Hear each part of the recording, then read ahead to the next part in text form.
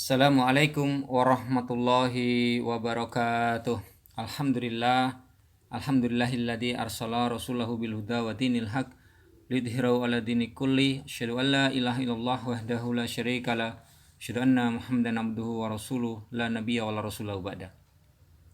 Yang kami hormati Bapak Dr. Muhammad Munadi SPD MPD selaku dosen pengampu mata kuliah Manajemen Pembiayaan Pendidikan Islam UIN Raden Mas Said Surakarta.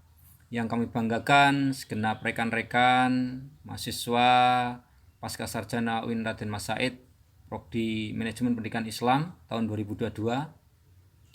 Bersyukur kehadirat Allah SWT pada kesempatan sore hari ini kita dapat bertemu, bermuhajah kembali di media tatap maya. Insya Allah pada kesempatan sore hari ini kami akan mencoba untuk mereview buku berjudul Economic Aid and Education Implication dari Pak Dr. Muhammad Munadi sebagai tugas mata kuliah Manajemen Pembiayaan Pendidikan Islam di semester 2 ini. Baik, kami yang bernama Era Karika Umum Maulana, Bapak, ini insya Allah kami akan mencoba mereview, barangkali nanti banyak kekurangan, kekhilafan, kami mohon masukan dan bimbingannya di dalam kami menyajikan nanti. Baik, selanjutnya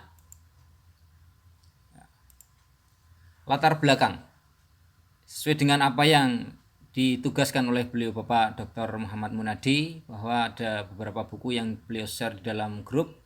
Salah satunya adalah buku Ekonomi, Bantuan, dan Pendidikan, implikasinya untuk pembangunan. Latar belakang yang pertama terkait dengan Kongres ke-14 Dewan Pendidikan Perbandingan Masyarakat Dunia bertemu di Istanbul, Turki pada bulan Juni 2010. Tema Kongres adalah memetakan dan membatasi ulang dan kemungkinan baru dalam pendidikan dan masyarakat. Banyak makalah yang prihatin dengan kemungkinan baru. Dampak ekonomi dan pendidikan pada pembangunan. Pembahasan ini menampilkan dengan isu-isu ekonomi, bantuan, dan pembangunan. Meskipun versi dari semua pembahasan kajian makalah pertama kali dipresentasikan di kongres tersebut untuk tujuan pengumpulan data, maka penulis yang dalam buku tersebut mengungkapkan bahwa untuk memperbarui guna mencerminkan evolusi masalah yang diungkap dalam masalah asli, di dalam makalah-makalah tersebut tidak mungkin membahas ekonomi, pembangunan, atau pendidikan dalam konteks dunia yang luas tanpa mempertimbangkan efek globalisasi. Globalisasi memiliki konsekuensi yang besar bagi pendidikan di seluruh dunia, khususnya di negara berkembang yang contohnya ada di Indonesia juga ini. Meskipun kita dapat menanyakan atau merayakan atau melihat fakta-fakta bahwa melalui perkembangan teknologi dunia telah menjadi tempat yang jauh lebih baik, tempat yang jauh lebih kecil, lebih menyempit, seolah-olah sebuah desa global atau dunia itu serasa sempit, di mana komunikasi itu terasa cepat, instan bahkan ke daerah-daerah yang paling jauh pun itu sangat memungkinkan, tidak hanya dengan suara tapi dengan sebuah video. Ini luar biasa, ini dampak globalnya. Namun kekhawatiran telah tumbuh mengenai efek keterkaitan dunia pada kemampuan negara-negara berdaulat untuk memenuhi kebutuhan warganya di bidang-bidang seperti pendidikan, kesehatan. Yang pertama dianggap hiperglobalis, melihat globalisasi sebagai menundukkan orang dan bangsa ke pasar global. Yang kedua, atau pernyataan tersebut melihat manifestasi globalisasi saat ini hanya sebagai inkarnasi terbaru dalam sejarah berabad-abad yang lalu. Dari upaya mewujudkan integrasi ekonomi dan akhirnya kaum transformasionis mirip dengan kaum hiperglobalis, memandang globalisasi sebagai membawa perubahan yang bersifat sosial, politik, dan ekonomi dengan tujuan membentuk kembali masyarakat. Kemudian transformasionalis juga prihatin tentang stratifikasi dan ketidaksetaraan di seluruh dunia didorong oleh globalisasi.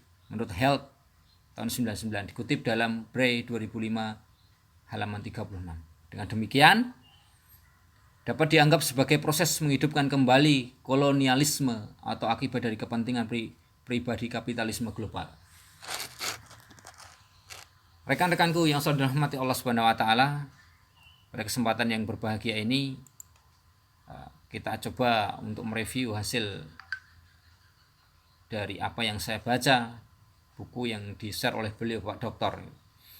Bantuan ekonomi, implikasi untuk pendidikan dan pengembangan. Dunia kita menghadapi kemiskinan dan ketidaksetaraan yang meluas. Ini fakta yang dikutip oleh Bread from the World 2009, UNESCO 2009, Dechter 2003, bahwa kesenjangan kaya miskin dunia meningkat lebih dari 2 kali lipat sejak tahun 1960-an. 1,4 miliar orang hidup dengan kurang dari 1,25 dolar per hari. Kelaparan mempengaruhi 963 juta orang di seluruh dunia. Hampir 1 miliar orang tidak memiliki akses air minum yang cukup. Sebagian besar ditemukan anak di negara berkembang menderita kekurangan gizi. Bahkan 75 juta anak yang seharusnya bersekolah tapi tidak bersekolah di sekolah dasar. Setiap tahun hampir 10 juta anak di bawah usia 5 tahun meninggal karena penyakit yang serius. Ratusan miliar dolar bantuan internasional telah diberikan atau dipinjamkan ke negara-negara yang berkembang melalui mekanisme bilateral dan multilateral. Setidaknya seolah-olah untuk melakukan sesuatu tentang ini atau melakukan sebuah tindakan, apakah kemudian perlu hanya dengan bantuan seperti yang demikian begitu? Apakah bantuan-bantuan yang diberikan oleh negara-negara sesuai dengan apa yang dibicarakan dalam buku ini, apakah itu sesuatu yang membantu atau tidak begitu? Ini coba kita kuak. Maka terjadi perdebatan seputar pertanyaan ini telah berlangsung selama beberapa dekade, mungkin semakin intensif dalam beberapa tahun terakhir. Seharusnya tidak mengejutkan karena memang jauh dari mudah bahkan untuk menentukan bagaimana menyelidiki pertanyaan itu. Sekilas orang peneliti mungkin ingin melihat sebelum dan sesudah mengamati seberapa baik indikator seperti kemiskinan, pertumbuhan ekonomi meningkat selama periode waktu tertentu dan menghubungkannya dengan perubahan bantuan, mendalikan faktor-faktor lain yang mungkin mempengaruhi kemiskinan dan pertumbuhan ekonomi. Buku Thomas Teacher tahun 2003 berjudul Meskipun Niat Baik Di sini dibahas bahwa mengapa bantuan pembangunan untuk dunia ketiga gagal. Bahwa bantuan telah menjadi bisnis yang taruhan utamanya adalah keberlangsungan hidup sendiri. Dan perkembangan itu sangat kompleks. Kompleksitas ini membuat kontrol rekayasa perubahan hampir tidak mungkin. Dia berpendapat bahwa pembangunan seharusnya bukan tentang melakukan sesuatu, melainkan tentang institusi, sikap, hukum, dan sumber daya manusia daripada rekayasa. Kita malah bisa melakukan intervensi yang halus dan tidak langsung merangsang atau mendorong membujuk. Teacher menegaskan kesimpulannya tidak suram, bahwa harapannya adalah potensi telekomunikasi, migrasi yang orang miskin menuju peluang yang lebih baik, dan bekerjanya pasar dan sektor swasta secara keseluruhan untuk kepentingan pembangunan sementara mengakui kebutuhan kelanjutannya akan bantuan. Kemanusiaan ini menyimpulkan sudah waktunya bagi kita untuk menerima kemungkinan serius bahwa bantuan pembangunan tidak diperlukan untuk pembangunan lagi. Dan selanjutnya William Easterly, judul buku William Easterly tahun 2006 adalah The Way Man's Burger. When the West effort aids the rest done so much I will go so little good. Dia menawarkan kritik yang kuat terhadap bantuan internasional sebagai tragedi yang dimana Barat menghabiskan 2,3 triliun untuk bantuan luar negeri selama 5 dekade terakhir dan masih belum berhasil mendapatkan obat-obat malaria untuk anak-anak.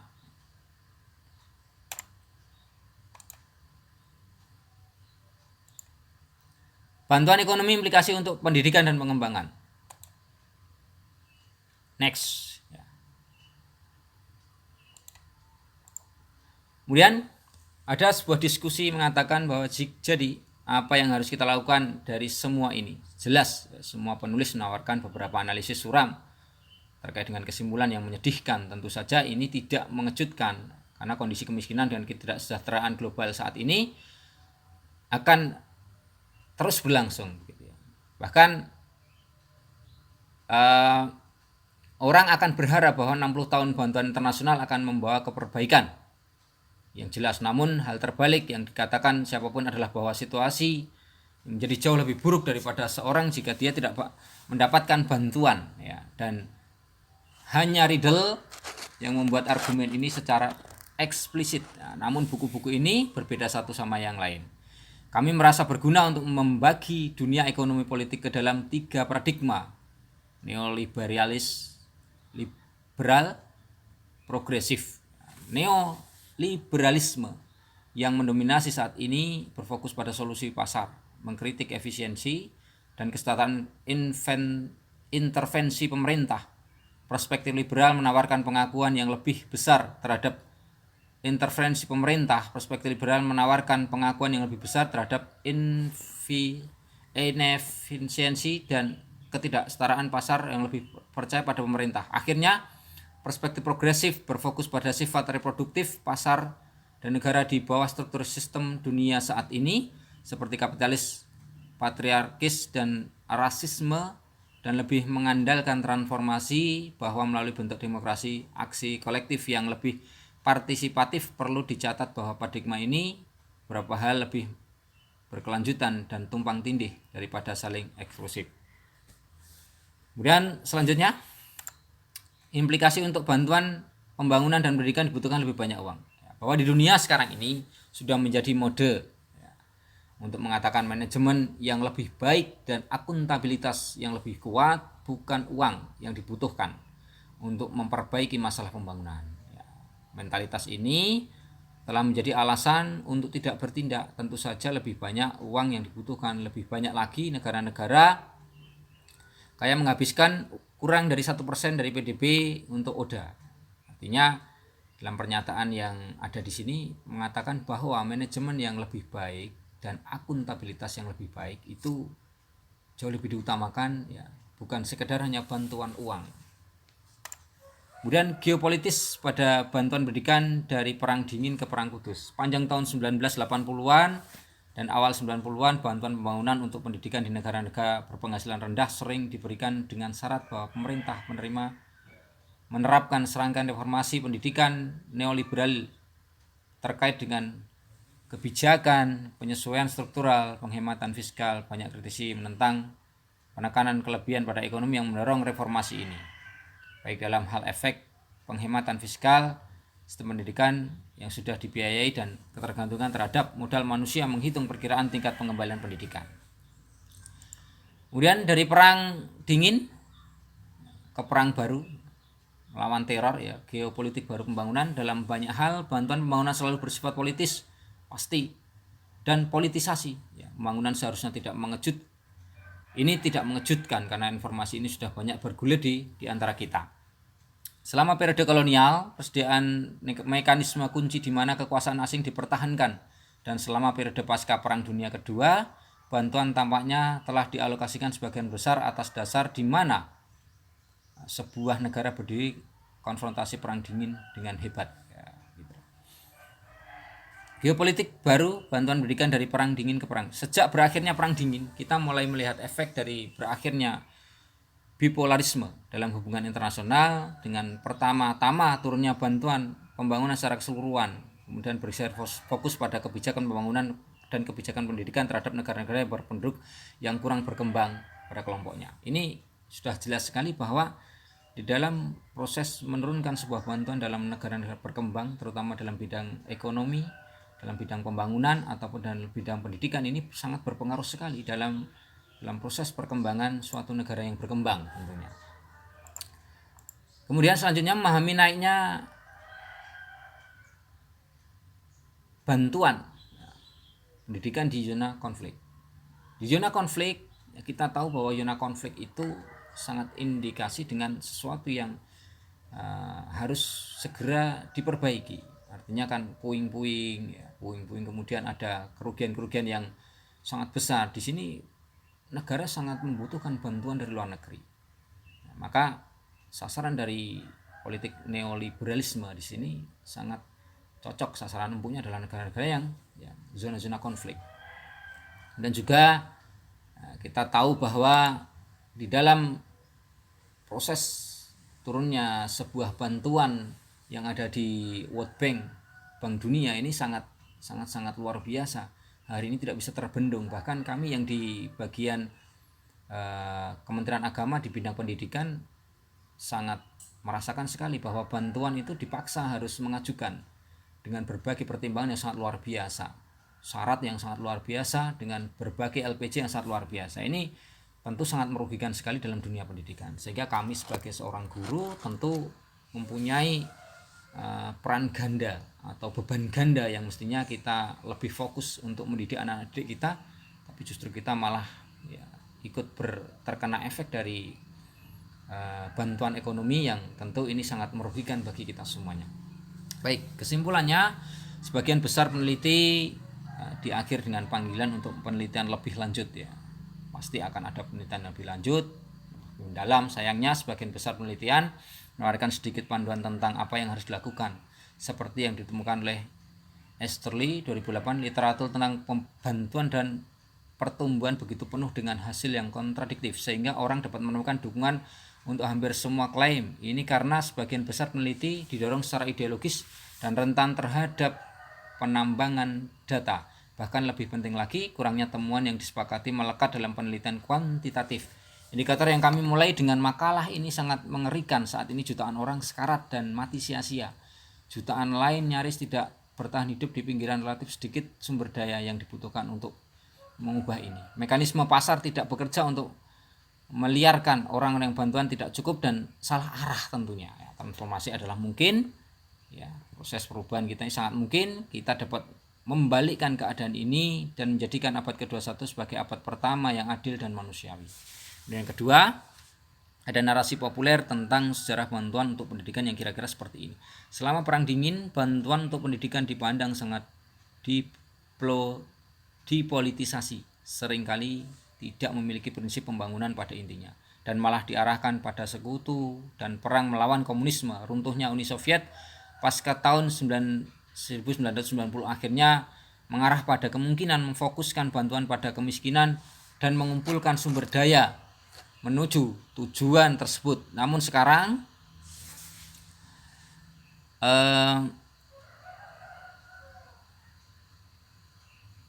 Perang Dingin ya, dunia pasca terjadinya Perang Dingin tersebut ya telah menghasilkan agenda bersama lainnya untuk memusatkan konsentrasi dan perhatian banyak kekuatan barat. Masih harus dilihat apakah tujuan itu sebagai pengentasan kemiskinan dan kontra teror saling melengkapi, apakah mereka akan diberikan prioritas dan fokus yang sama, atau apakah kepentingan militer dan keamanan nasional akan seperti dalam Perang Dingin. Sekali lagi, mengalahkan kemiskinan dan tujuan pembangunan. Ya, kemudian saya menyarankan bahwa tanda-tandanya tidak baik, tetapi ini jelas membutuhkan penelitian dan penyelidikan lebih lanjut. Baik, secara kesimpulan bahwa apa yang dikuat dalam buku ini tentang bantuan ekonomi untuk meningkatkan pembangunan pendidikan ini sangat jauh dari apa yang menjadi harapan kita semuanya. Tentu kita sebagai generasi milenial, sebagai seorang cendekiawan, lulusan sebagai seorang sarjana S1, S2, tentu bisa menjadi pioner-pioner, bibit-bibit untuk bisa memberantas apa yang menjadi fenomena yang ada di sekitar kita. Barangkali itu yang dapat kami sampaikan. Kurang lebihnya mohon maaf. Barakallahu fikum. Wal akhir. Assalamualaikum warahmatullahi wabarakatuh.